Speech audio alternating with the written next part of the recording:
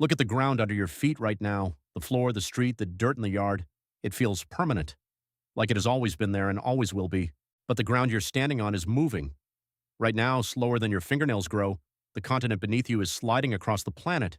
And in 200 million years, it will be somewhere completely different. The map you grew up with, the one on every classroom wall, is temporary. Every coastline you've ever seen is about to be erased. So what will Earth actually look like long after we're gone? The answer comes from rock, from fossils, from the slow math of moving plates, and it tells a story most people never think about. To understand it, we have to start at the beginning with a single simple fact. The continents have moved before. Around 300 million years ago, every piece of land on Earth was fused into one giant supercontinent. Scientists call it Pangaea. You could have walked from where New York is now to where Africa is now without ever crossing an ocean. Then it broke apart. The cracks filled with water. Those cracks became the Atlantic Ocean. The pieces drifted for hundreds of millions of years until they became the continents you know today. And here is the part that should stop you. They never stopped moving. Africa is pushing north into Europe right now, closing the Mediterranean a few centimeters every year. The Atlantic is getting wider, the Pacific is shrinking, Australia is racing toward Asia. Run that forward far enough and all the pieces come back together. In about 200 to 250 million years, Earth will have one supercontinent again. Geologists already have a name for it, Pangaea Ultima, the last Pangaea. But what's coming after that is stranger than the map, because when the land changes, everything living on it changes too. First, the climate. A single giant landmass is a death sentence for rain. Today, oceans push moisture deep inland everywhere on Earth. But on one enormous continent, the center is thousands of miles from any coast. No rain reaches it, ever. The middle of Pangaea. Ultima becomes the largest desert that has ever existed. A scorching dead interior bigger than the entire Sahara, where ground temperatures could climb past anything mammals alive today could survive. And the heat won't just come from the sun. When continents grind together, the crust thickens and the mantle underneath traps heat like a blanket. That heat forces its way up. More volcanoes, more carbon dioxide pumped into the air, a planet that bakes itself from the inside. This is the world our descendants, if we have any, would inherit. But here's the thing. We probably won't be there to see it. 200 million years is almost impossible to picture, so picture this instead. The dinosaurs went extinct 66 million years ago. Pangaea Ultima is 3 times farther into the future than the dinosaurs are into the past. Our entire species, every human who has ever lived, has existed for about 300,000 years. That's not even a rounding error on this clock. If the whole history of complex life were one day, all of human existence would be the last half-second before midnight. Almost nothing alive today will still be here, not because of one disaster, but because 200 million years is simply longer than any species has ever lasted. So what replaces us? That's where it gets interesting. Whenever a world empties out, life floods back in to fill it. After the dinosaurs died, tiny shrew-like mammals inherited an empty planet, and within a few million years they became whales, bats, horses, and us. Evolution doesn't stop. It just changes the actors. On Pangaea Ultima, the survivors won't be the strong.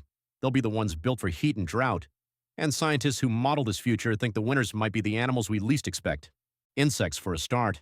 They breathe through their skin, they handle heat, they're already everywhere. Reptiles that can shut down their bodies and wait out the dry years. And in the few wet pockets near the coasts and the rivers, something will adapt to the new normal in ways that would look alien to us. Imagine a creature the size of a deer, with skin like a cactus that stores water for months. Imagine burrowing animals that almost never come to the surface, living their entire lives underground to escape a sun that would cook them in minutes.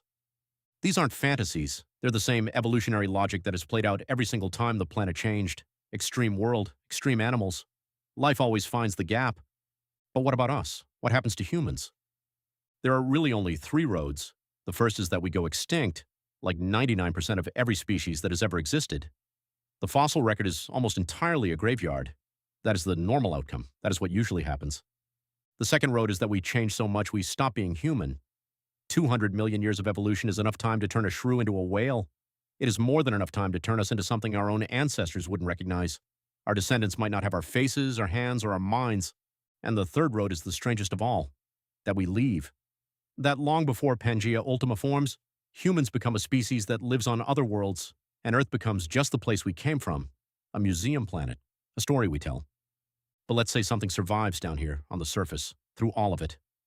What would its world actually be like? Because the changes don't stop at the land. The sun itself is getting hotter, not quickly, but steadily. Every billion years, the sun burns about 10% brighter. In 200 million years, it won't be dramatic yet.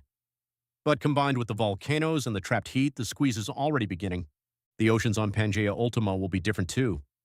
With less coastline and weaker currents, huge stretches of the deep sea could lose their oxygen, turning into vast dead zones where almost nothing lives.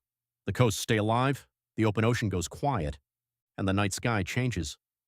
The constellations you can see right now, every shape humans have named for thousands of years, will be gone. The stars drift.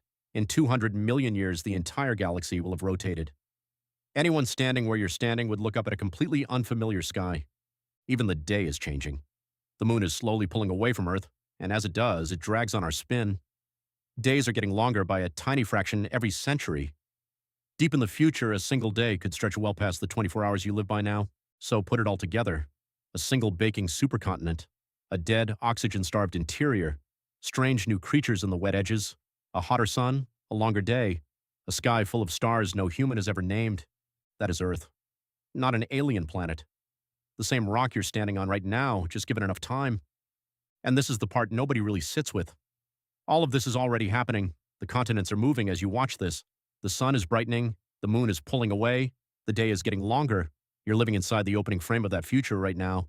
You just can't feel it because your life is too short to notice. Here's a way to feel it. If you took a human from today and dropped them onto Pangaea Ultima, they wouldn't last an afternoon. No breathable air in the interior, no water, no food they'd recognize. Heat that would kill them before they found shade. They would die staring at a planet that used to be home.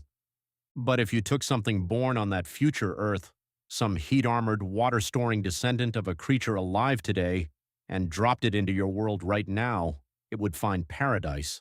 Cool air, open water, green plants everywhere, a gentle sun. A planet so soft and rich it would seem impossible that anything had to struggle to survive here.